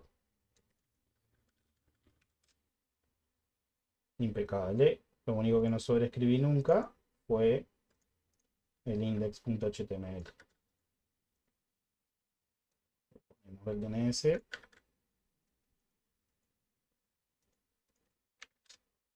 Pronto. Bien, esto ahora porque estoy utilizando curl para acceder a esa instancia del servidor web, ¿no? Pero ¿qué pasa si yo, por ejemplo, quiero acceder desde acá, desde el window, por ejemplo? quiero acceder a esos otros sitios. Bueno, en ese caso, primero tendría que resolver las entradas del dominio, de estos dominios que tengo listado, tratar de resolver una IP. ¿Cómo podemos hacer eso? Bueno, si no tenemos un servidor de DNS, existen múltiples formas, ¿no? O sea, lo más fácil sería agregar un servidor de DNS que en mi equipo tenga un servidor de DNS donde cuando consulte esa entrada me devuelva un valor, me devuelva la IP de ese servidor. En caso de que no tenga eso, bueno, podemos usar el DNS local que tiene el equipo. Todos los sistemas operativos tienen lo que es una caché de DNS interna al sistema operativo. Esa caché interna se puede modificar a través del archivito host que tiene el equipo. Vamos a hacerlo en el Windows y vamos a ver en Linux. En Windows lo que tenemos que hacer es instanciamos una línea de comando con privilegios de administrador. Acá. Y nos vamos al pad C, Windows, System 32, etc. No, C, Windows, System 32, drivers, etc. Y acá tenemos un archivo que se llama Notepad, perdón, un archivo que se llama host. Este archivo que se llama host eh, tiene un archivo de texto que tiene una asociación directa entre una IP y una DNS o un alias de un DNS. Entonces, ¿cómo hacemos? Bueno, yo sé que mi equipo, que tiene 10, esta es la IP de mi equipo. Entonces acá lo que puedo hacer es, bueno, a mi equipo, la IP.10, le asocio cada uno de estos DNS. Vamos a agregar el primero. Y guardamos. Entonces yo desde mi equipo, cuando haga un ping a ese DNS, me va a resolver mi equipo personal. O sea, porque lo edité de manera local al sistema operativo. Entonces ahora sí, como tenemos esta resolución de IP, yo puedo ir al navegador y agregarle la consulta al sitio virtual. Recuerden que hoy yo accedía por mi IP. Es más, si sigo especificando ahora igual, como no especifiqué un DNS, voy a ir contra esta IP. Recuerden el concepto de sitio por defecto, ¿no? Cuando no concuerda el atributo host con lo que le especifico, me retorna la respuesta del servidor por defecto. Es más, si yo me fijo en la consola de depuración, acá, cuando hago la petición, podemos ver que se hace un get,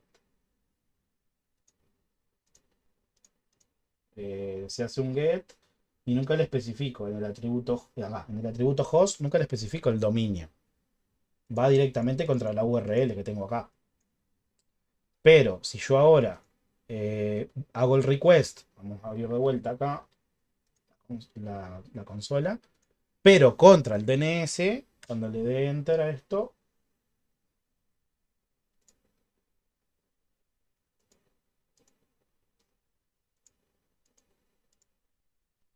nos va a responder. Bueno, acá quiso ir por HTTPS, pero nos tiene que. Algo que me olvidé acá es el número de puerto, ¿no? Por eso no me está funcionando. El número de puerto que es 3333. Ahora sí. Si nos fijamos en el get, vamos a ver que en host agrega el DNS y el puerto. Igual que cuando hicimos con curl hoy. Lo mismo podemos hacer con otra entrada del archivo, ¿no? Podemos decirle, la IP10, también asignásela a, a tu sitio y a test. Y también asignásela al otro dominio que tenías, que era jesus.infra.edu.uy. Listo. Entonces ahora cuando hagamos peticiones en el navegador a ese DNS, puerto 3333, nos va a retornar el código de la web correcta.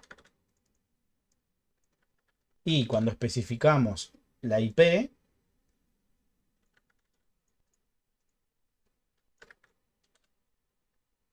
acá, y este ya lo teníamos. Cuando le especificamos directamente la IP o le especificamos un DNS que no exista, porque nosotros podemos hacer eso también y decir, bueno, a ver, también mapea al 10 un DNS que sea no existe.edu.uy.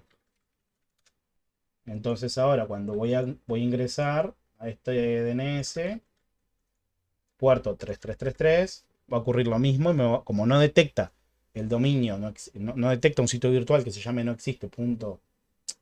Eh, no existe.edu.uy, bueno, me va a retornar el, el sitio por defecto.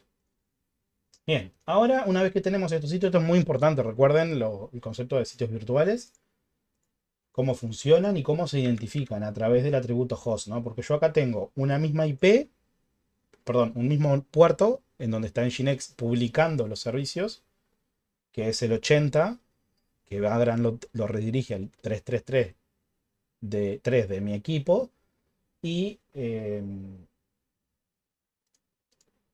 y no tengo que cambiar, no tengo que hacer ningún otro redireccionamiento, no tengo que hacer más nada. Con un único puerto ya me sirve. Porque multiplexo a través del atributo host del request. Bien, entonces ahora lo que nos queda es, bueno, pero yo tengo un dominio que es este, admininfra2021.udns.org, y lo que quiero es publicar ese sitio en internet y que también tenga soporte para conexiones cifradas a través de un certificado. Existen dos tipos de certificado, ¿no? Los que son los certificados que son validados por una entidad certificadora y lo que son los certificados que son los autofirmados. Los certificados autofirmados, cuando nosotros vamos a acceder, nos da el clásico cartelito de que no podemos, bueno, de que hay un problema en lo que sería la seguridad en el sitio, ¿no? Pero eso no tiene nada de malo que nos aparezca ese mensaje. Si es un certificado autofirmado, está bien que yo quiera proteger la identidad de ese certificado. Por ejemplo, porque lo quiero usar dentro de mi empresa, por ejemplo, o no sé, o un banco, por ejemplo, que les da a sus clientes su propio certificado, ¿no? No un certificado que cualquiera en internet podría consumirlo, ¿no? Y considerado como válido. Entonces, bueno, voy a publicar acá, eh, voy a publicar el sitio mediante servo. Entonces, para esto, antes de dejar la infra configurada, vamos a hacer dos cosas. Primero, voy a deshabilitar lo que tengo en producción ahora y voy a habilitar lo que tengo ahora. El puerto 80 se redirige al 3333 de mi equipo y el 443 se dirige al 3334. El 3333 es el 80. Si me fijo acá en el background file, vamos a ver que hay dos forwarding, que son esto. Esto lo que hace es que se publica el puerto 80 de la instancia de la virtual en el puerto 3333 de mi equipo host. Y acá le especifiqué la IP porque tengo múltiples IP y tarjetas de red en mi equipo. Y también se publica el puerto 443 de la virtual, de la instancia de la virtual, en mi host en el puerto 3334. Entonces, ¿qué hacemos ahora? En el router, como les decía hoy, redireccionamos a esos puertos.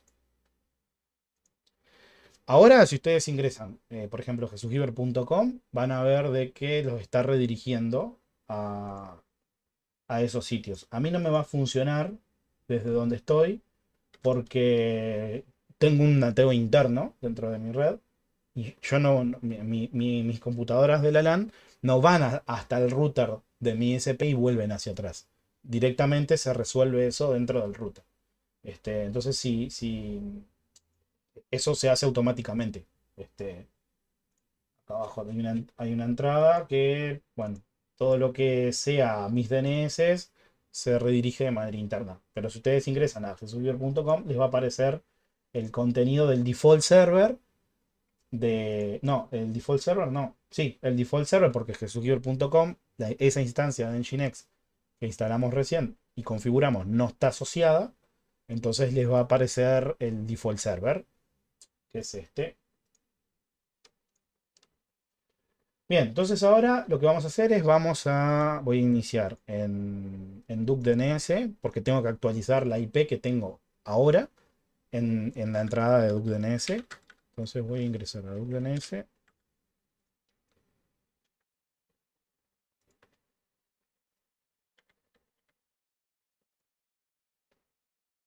Voy a iniciar en DuckDNS y voy a sacar esto que está acá.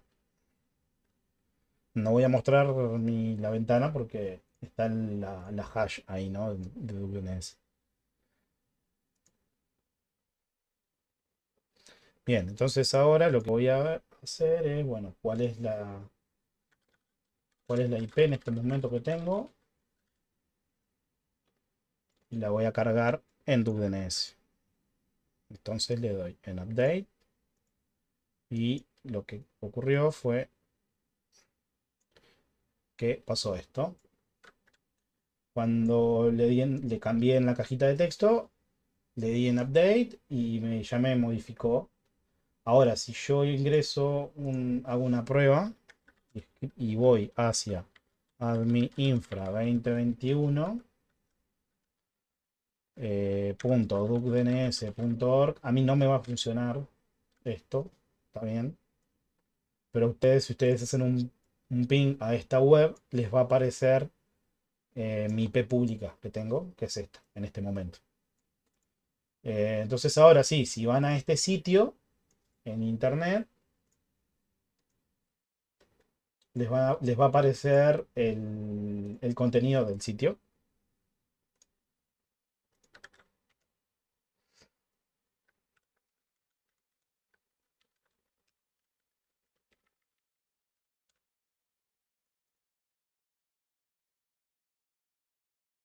Les va a aparecer esto, con la particularidad de que ustedes no tienen que escribir este número de puerto porque no acceden directo al puerto 80. Bien, ahora una vez que tengo esto, vamos a instalar Servot para darle un certificado SSL a ese sitio. En Servot lo que vamos a hacer, bueno, vamos a la web. Es bastante simple en la web. Podemos hacerlo desde la línea de comando a esto, pedir el certificado, modificar el archivo de configuración del sitio virtual, etcétera, para cargarle ese certificado. O podemos hacer lo que el cliente de Servot lo haga solo. Entonces, para eso lo que tenemos que hacer es seleccionar. Mi servidor HTTP está ejecutando en Nginx. Acá le seleccionamos el software. Y en el sistema estoy ejecutándolo es en un Ubuntu. En mi caso, que es la instancia de Vagrant, si no me equivoco, es Ubuntu. Sí, Unix 64 es Ubuntu. Bien, entonces acá nos dice, bueno, para instalarlo, inicia sesión en el server, ejecuta una terminal como superusuario y lo podés hacer con el gestor de paquetes Snap. Yo lo que voy a hacer es voy a copiar esto, copiar y pegar.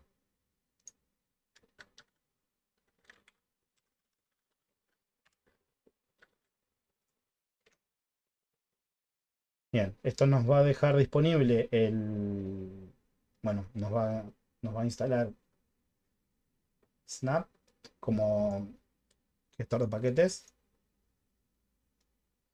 Y cuando termine, lo único que tenemos que hacer es esto, instalar. No voy a ejecutar esta línea porque no tengo nada cargado ahora.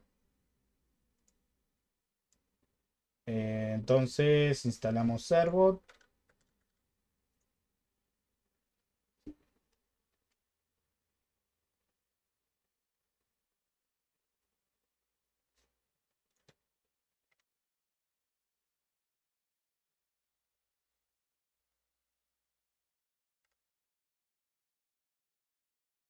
Bien, y eso nos va a dejar disponible en la línea de comando servot.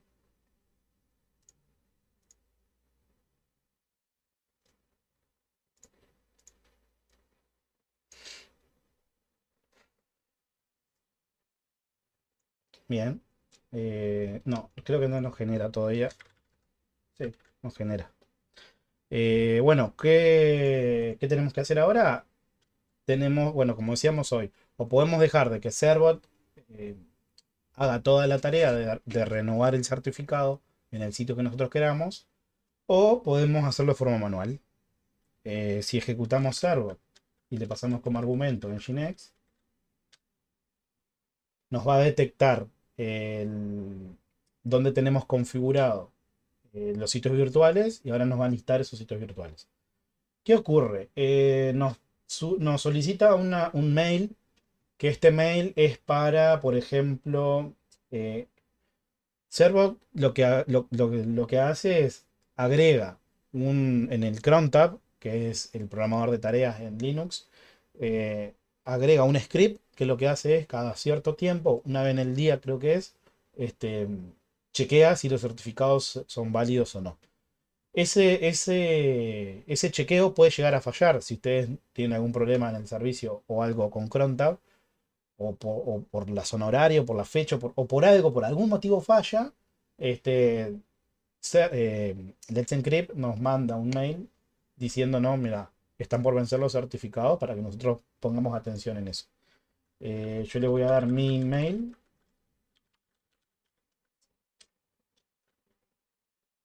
y bueno, aceptamos los términos.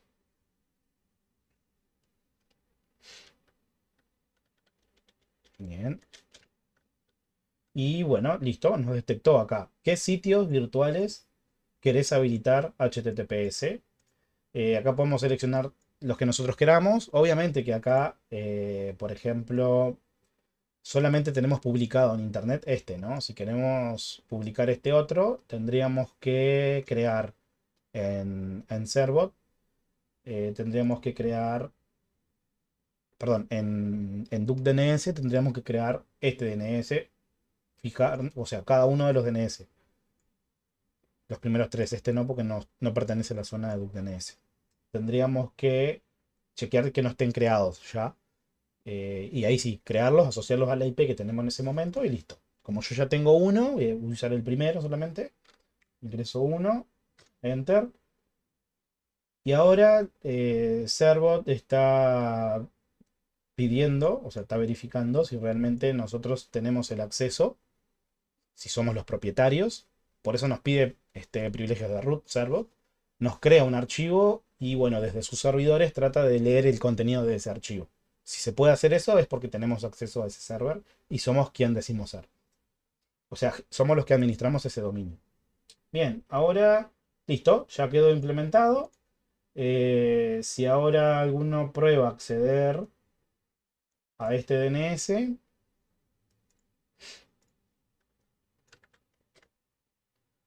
les va a aparecer, bueno, a mí no me va a andar porque estoy dentro de mi red interna, pero si alguno ingresa a este DNS que les paso acá en el chat,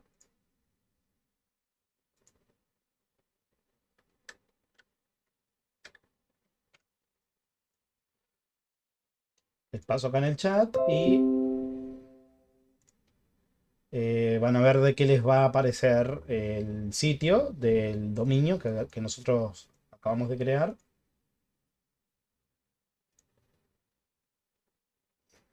¿Me confirma, Guricia, algunos? Yo no quiero Sí, ser. sí, sí, sí, Bueno, funciona.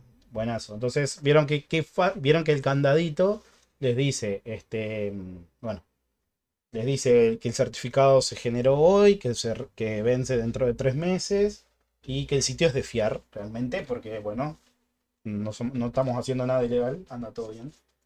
Eh,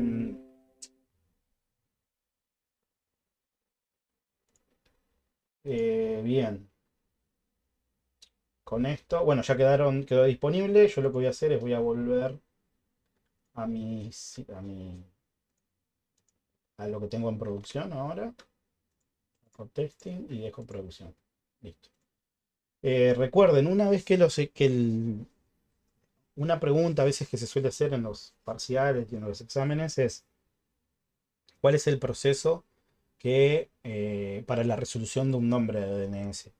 Si bien lo vamos a ver un poco más en profundidad cuando veamos servidores de DNS, servicios de DNS, siempre los sistemas operativos se van a fijar en ese archivo host que vimos recién. En el caso de Windows, que está dentro de este path, que está dentro de este directorio, archivito host, o en el caso de Linux, que está en etc host. Mucho más simple. Siempre se usa como DNS local ese. Primero se resuelve lo que tiene ahí, y si no hay no hay ninguna concordancia, se genera una petición de DNS al servidor de DNS primario que tengamos. Después, bueno, ese servidor primario hace una búsqueda que puede ser iterativa, puede ser recursiva, hacia otro servidor, hacia los servidores de root de DNS, que son, bueno, después lo vamos a ver más en profundidad eso. Bueno, así que bueno, quedó la instancia de Nginx, quedó SSL, y bueno, con esto terminamos HTTPS. ¿Alguna pregunta, Ulises, por acá? No. Bien, buenazo, buenazo. Bien, bueno, gente, ahora lo que nos queda, la clase que viene, laboratorio uno, y seguir con los proxies reversos. Para esto, lo que vamos a hacer ahora, en este tiempo que nos queda, es un poco generarnos un contenedor, un container en Proxmox. Así que si tienen ahí, vayan instalando, vayan iniciando. Vamos a crear un contenedor en Proxmox desde la línea de comando. O sea, la idea es entrar a ver un poco de infraestructura como código para automatizar tareas. Así que vamos a instalar una... Bueno, en realidad ustedes ya tienen dos contenedores, si hicieron ya el taller y eso. Uno va a ser su servidor reverso, y otro contenedor, no sé, el segundo que crearon, va a ser el que vamos a instalar Envy ahora. Pero es una buena práctica ya ahora, porque lo van a usar de ahora en más y en laboratorio uno también, es generar un contenedor desde la línea de comando. Entonces, bueno, yo lo que voy a hacer es voy a abrir VirtualBox y voy a iniciar.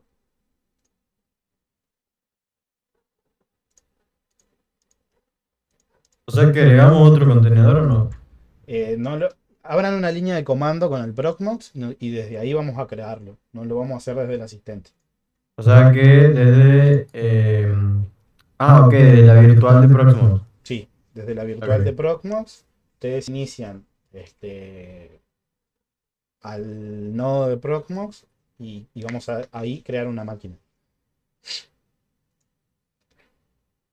Bueno, yo voy a ir eliminando también esto, ¿no? Que no lo voy a usar más.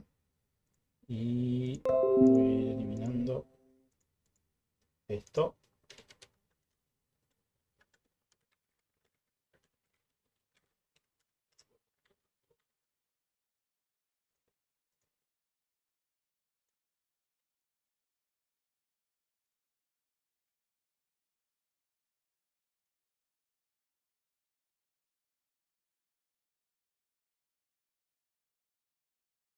Bien, acá voy a eliminar la instancia de Vagrant también.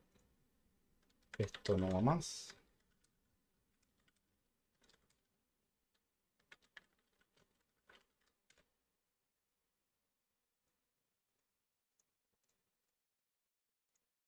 Esto está bueno, por ejemplo, si ustedes, no sé, hoy en día vieron que el hardware actual tiene bastante potencia, ¿no? Los equipos actuales tienen bastante potencia. Entonces, por ejemplo, imagínense que ustedes gestionan, no sé, en una red, en una empresa, ahí tienen que gestionar la infra y tienen varios equipos.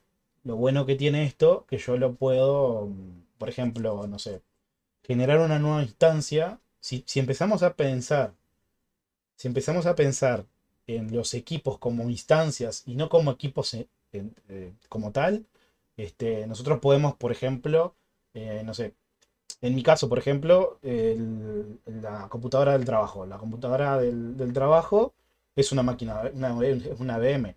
O sea, a mí se me rompe la computadora o cambio de hardware o lo que sea, me da igual, porque sigue siendo una VM, mi equipo de trabajo.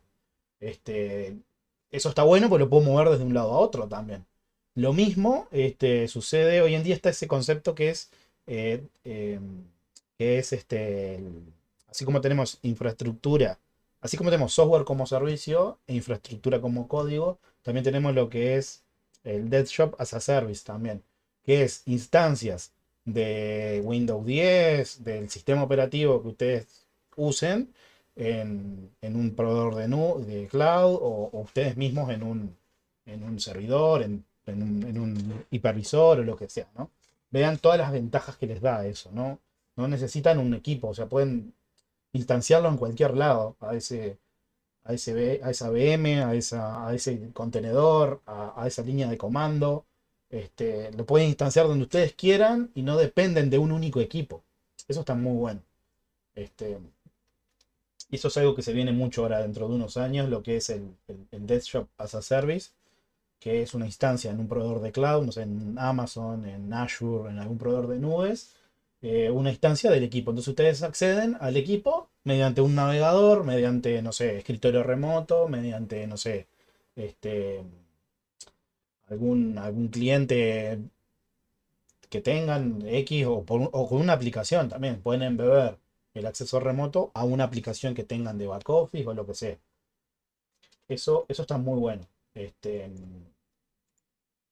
entonces, ya antiguamente de equipos que se dependían, ¿no? De que no se vaya a romper, de que ahí tengo todo, que no sé qué, no sé cuánto. Hoy en día se muere el equipo, no hay problema. Levantás una instancia en otro lado, y listo. Eso está muy bueno. Bien, tenemos la instancia acá de la VM. Voy a ver si puedo ingresar acá, porque esto tenemos un redireccionamiento. 54. Red, reenvío 59 acá. 54.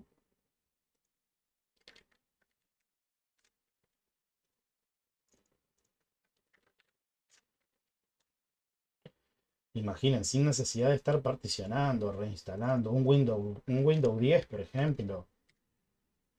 Se me rompió la máquina, no sé qué. Imagínense una empresa, una estación de trabajo. Se me rompió la computadora, no sé qué, no sé cuánto. Tengo que preparar otra máquina, instalar todos los programas, todo.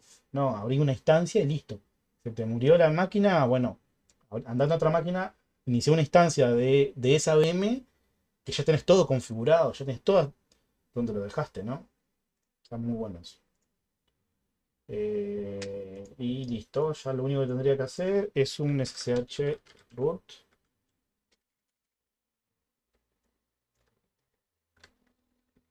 A 192.168.0.54, número de puerto 333 3000.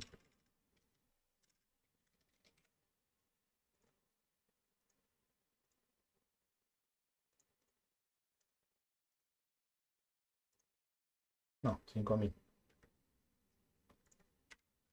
Bueno, 5000 y 5001 es la instancia del dashboard, ¿no? 5000. Bien, recuerden siempre lo que hicimos hace unas clases, ¿no? Del acceso remoto. No va más aquello de usar usuario y contraseña. Acostúmbrense a usar las llaves, ¿no? Siempre. Nos automatiza muchas cosas. Bien, voy a abrir la terminal acá de línea de comando. Voy a abrir el dashboard de Proxmox, pero solamente para tomarlo como referencia nomás. 54.5001. Esto ya nos dice que es un certificado autofirmado. ¿Vieron? No es que esté mal. Está bien. Esto es. Ahí va. Bien, entonces lo que tenemos que hacer ahora es generarnos un contenedor. Ya tenemos dos. Y bueno, la idea es, si nosotros lo vamos a hacer a través de la línea de comando, siempre lo que tenemos que tener antes de generar el contenedor es la imagen, ¿no? Así sea que estemos usando Linux Container, o estemos usando Docker, o estemos usando cualquier aplicación de contenedores, tenemos que tener la imagen de la distro que vamos a utilizar. Nosotros habíamos instalado acá una imagen que era la de Debian 10. Creo que ya está la de Debian 11. A ver. No, me parece que tengo que actualizar este servidor. Acá.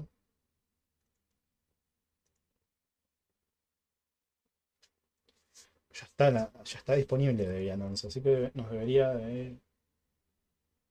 Bueno, esto es una de las cosas que me quedó pendiente la última vez. Lo que son las suscripciones. Vieron que yo hice un update y me dio un error, que es el de la suscripción del gestor de repositorios. O sea, existe un repositorio que está mucho más actualizado que es el que nos ofrecen si tenemos la suscripción, ¿no? La licencia paga de Proxmox. La suscripción no es licencia. Entonces acá lo que vamos a hacer es quitar eso. Si vamos a etc apt source.d sourcelist.d, acá podemos ver que tenemos un archivo que dice PVE Enterprise. Ahí dentro lo podemos eliminar del archivo, podemos comentar la entrada que hace referencia al repositorio privado. Vamos a comentarlo. Y listo. Ahora hacemos el update y listo. Ahora ya no nos da más error. apt.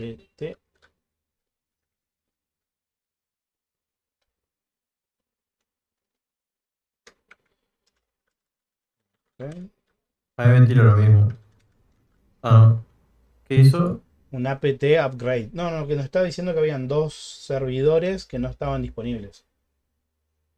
Que eran los servidores de seguridad, de actualización de seguridad, me parece que eran.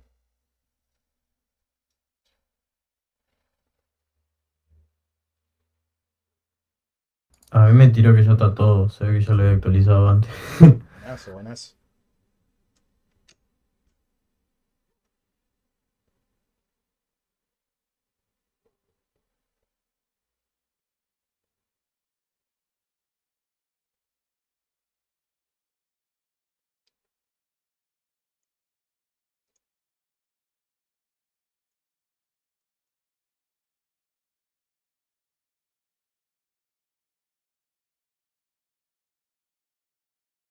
Bien, una de las cosas, mientras se va actualizando esto, que tenemos que tener en cuenta es que cuando nosotros vamos a generar un container o una VM, el Proxmox lo que busca es un identificador. Si prestaron atención, cada contenedor y bueno, VM que puedan tener, va a tener un único identificador dentro del clúster. Por defecto, cuando hacemos una instalación en un único servidor, el clúster en sí es el mismo nodo, ¿no? El mismo equipo. Pero eso, si nosotros tenemos múltiples nodos dentro de ese clúster, ese número es ese número como que se ponen se negocia entre todos los nodos y se vota cuál va a ser el próximo ID del contenedor de la VM. Entonces, esa es una de las cosas que tenemos que tener en cuenta cuando vamos a interactuar con la API de Proxmox. En la línea de comando, por ejemplo, o a través de un request también a través de la API.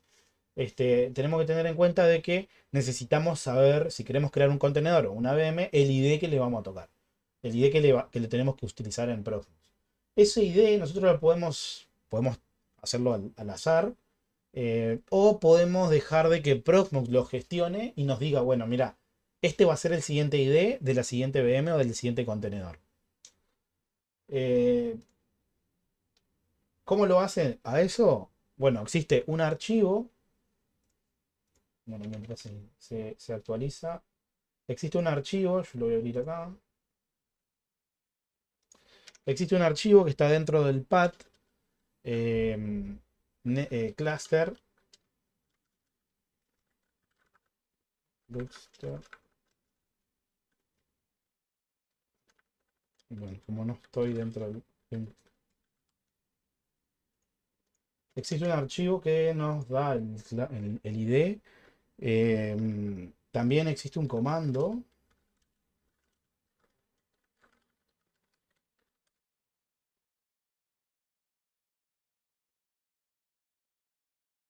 Pero ahí va. Existe un comando que se los voy a pasar acá en el chat. Que nos da el siguiente identificador. Si se fijan acá, y bueno, en sus equipos, les va, les va a aparecer el número del siguiente ID que puede tener una VM o un contenedor. En este caso, bueno, como lo está gestionando es un único equipo, le va incrementando uno, ¿no? O sea, eso a medida después que vayamos eliminando contenedores y VM, empiezan a quedar disponibles esos números para que se puedan volver a utilizar. Entonces nos dice 102. Bueno, eso lo que nos permite es que nosotros podemos generar una VM o un container con ese ID. ¿Cómo se genera el container? Existen dos comandos. Para lo que son contenedores, tenemos que tener en cuenta que usamos Linux Container, los LXC. Lo que es, cuando son VM, usamos QEMU. QEMU es el hipervisor que se usa en Proxmox para las VM. Entonces, con esos comandos, tanto con LXC y con Proxmox, con QEMU, son los que gestionamos el acceso, ¿no? Entonces, fíjense qué nos pide si nosotros generamos desde el dashboard un contenedor. Primero una contraseña, después, bueno, el nombre, si es privilegiado, o sea, si tiene un entorno privilegiado o no. eh, la contraseña y le podemos cargar acá la key, la propia llave, ¿no? Y bueno, después el template sería la imagen del Linux que vamos a estar usando. Y después tenemos que agregarle más data, ¿no? Como lo es. Vamos a agregar solo por avanzar acá. No vayan haciendo en el dashboard esto. Solamente para comentarlo, lo voy mostrando. El nombre, le voy a poner home. Lo que es el template, le tenemos que seleccionar en dónde va a estar el storage, en qué unidad de almacenamiento, en qué volumen de almacenamiento voy a guardar ese contenedor.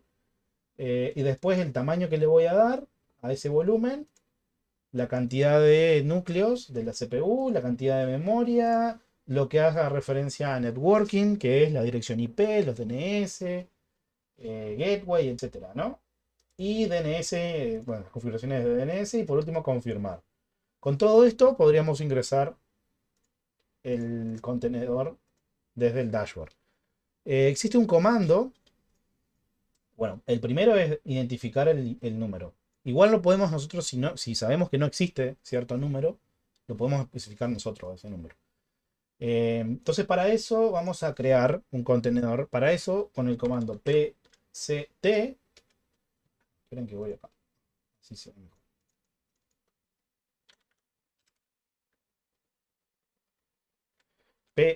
pct es el comando que nos permite interactuar con lo que serían los Linux containers desde la línea de comando.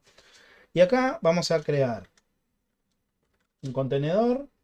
Le vamos a pasar el ID, que habíamos visto que era 102 en mi caso. Y después le vamos a pasar en donde el path a lo que es la imagen que vamos a usar. ¿Cuál es la imagen? La que nos descargamos, ¿no? Que está acá. Esta imagen. eh, Vamos local. Bueno, si ingresamos, creo que con tabular nos autocompleta acá. Ahí va. El nombre de la terminal. Ingresa en PCT, create el número, espacio tabular y debería de completar con las imágenes que tengan disponible. Entonces en mi caso ya me autocompletó, que está en este volumen. Y esta es la imagen. Y ahora seguimos agregándole información. ¿Qué información? La arquitectura. Esto. La arquitectura, por ejemplo, en mi caso, que voy a usar AMD 24. Después, el hostname, que en mi caso voy a usar el... Bueno, ¿cuál era la nomenclatura que estaba usando? CT-test-3 lo voy a agregar. CT, CT, test 3. Bien, después la cantidad de núcleos que le voy a dar. La cantidad de núcleos. Después la cantidad de memoria que le voy a asignar en megabyte. Ahora les copio esta línea, gente. No se preocupen en escribirlo. Muy tarde. Bueno, perdón. Memoria, RAM para el contenedor. Después le vamos a dar swap. También le voy a asignar 512. Después vamos a especificar el storage. Storage. Lo vamos a guardar en local LVM. Después en password. La contraseña que le vamos a especificar. Que va a ser, le voy a asignar password. Y después, bueno, las configuraciones de red. La primera, tarjeta de red. Que le voy a llamar el nombre que va a tener es ETH0. Después, el bridge que va a estar asociada a esa tarjeta ETH0, que va a ser el bridge BMBR0. Recuerden que nosotros habíamos creado bridge para eso. Habíamos Sí. creado uno que era el adaptador del bucle invertido. Ténganlo en cuenta por si quieren agregarle esa IP en algún momento, ¿no? El BMBR0 es el que acceden a través del NAT a ese container. Después, bueno, bridge, después el gateway. En mi caso, el gateway si lo usan a través del NAT es 10.0.22. Después la IP, que voy a asignarle a ese container. Y acá le habíamos asignado 254.1, 253 y ahora le voy a poner el 252 a este. Que es el 10.0.2, 252 barra 24, que es de clase C. Y el tipo es un Virtual Ethernet. Y en el caso de que necesitemos un tag, va tag. Ese es el número de la VLAN, pero nosotros no lo vamos a usar en esta asignatura. Eso. Y listo, creo que con eso sería todo. Vamos a copiar esto.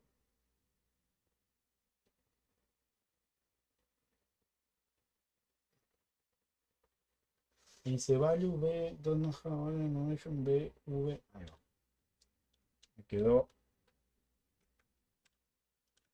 El tipo es Virtual Ethernet, no Virtual Ethernet 0. Bien, y acá podemos ver de que empieza el proceso de creación del container. Les paso acá en el chat. El comando. Podemos ver en el dashboard. Quiero la llave también. Falta una llave. No, que creó las llaves. Ah, sí. Sí. Creó la llave. Bueno, ya nos generó acá el container. O sea, vieron qué podríamos hacer acá. Bueno, esta entrada la podemos automatizar a través de un script, por ejemplo. Donde le agreguemos los datos que vayamos a usar como los argumentos acá. Y bueno, con esto podríamos crear un contenedor. Bueno, podríamos acceder a Bueno, no lo iniciamos, pero podemos iniciarlo ahora desde la línea de comando también. pst start 102. Bien, y una de las cosas que nos estaría faltando como para completar, acá vemos que está iniciando. Una de las cosas que, bueno, nos generó, como dijo el compañero, nos generó las llaves para poder ingresar a través de SSH y todo, pero, lo que no nos carga, no nos cargó acá cuando lo especificamos es la llave pública para que nosotros desde nuestro sistema operativo podemos acceder a ese equipo, ¿no? Entonces, para hacerlo a eso, tenemos que indicar esos datos. Ahora, si yo ingreso como root y la contraseña era password, pronto vamos a ver que ahí hay conectividad, está respondiendo. Verificamos los DNS también. No vamos a tener conexión a internet. Y ahora sí, puedo apt update para actualizar los repositorios. Y con un upgrade para actualizar todas las aplicaciones que tengan actualizaciones. Bien, pero nos está faltando algo, que es la creación, o sea, agregarle una llave a esto. O sea, agregarles la llave para que nosotros desde un equipo con la llave privada de la llave pública que agregamos podamos acceder. Y para eso lo que nos queda es especificar, bueno, si se fijan cuando damos de alta, acá el contenedor, nos dice que carguemos un archivo donde tenemos la llave pública. Entonces acá lo que vamos a hacer es, me voy a generar, bueno, me voy a generar acá.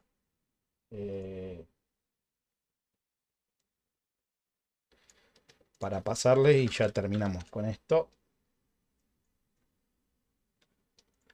El comando que nosotros usamos, que lo pasé acá en el chat. Este comando, no le estamos especificando en ningún lugar la llave, ¿no?, que nosotros queremos. Entonces, para hacer eso, tenemos que ejecutar, son varios comandos, porque es un archivo el que nosotros tenemos que indicarle a este comando.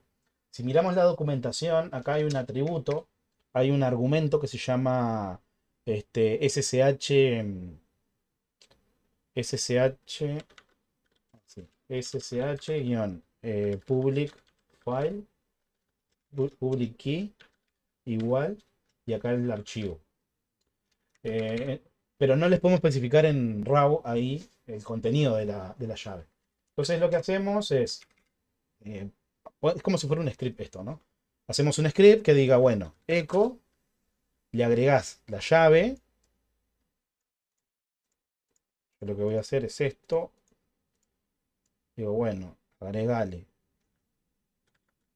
la llave en ese echo. Esta sería mi llave privada, perdón, mi llave pública. Envíalo a ese archivo y después ejecutás este comando. El archivo ya va a estar creado. Y por último, eliminar el archivo para que no quede ahí la llave. Y por último, concatenar otro comando que diga pct start y el ID del comando. En mi caso, bueno, me falta agregar un comando que sería guardar en una variable de entorno el ID del contenedor, ¿no? Que vemos hoy. Vamos a usar uno medio rápido para que quede ya, que sea 103. 103 y acá sería 103. Entonces con esto copiamos, especificamos 251, el nuevo. El hostname va a ser el 4. Y listo. Venimos acá. Copiamos y pegamos en la sesión por SSH. Se los paso acá en el chat.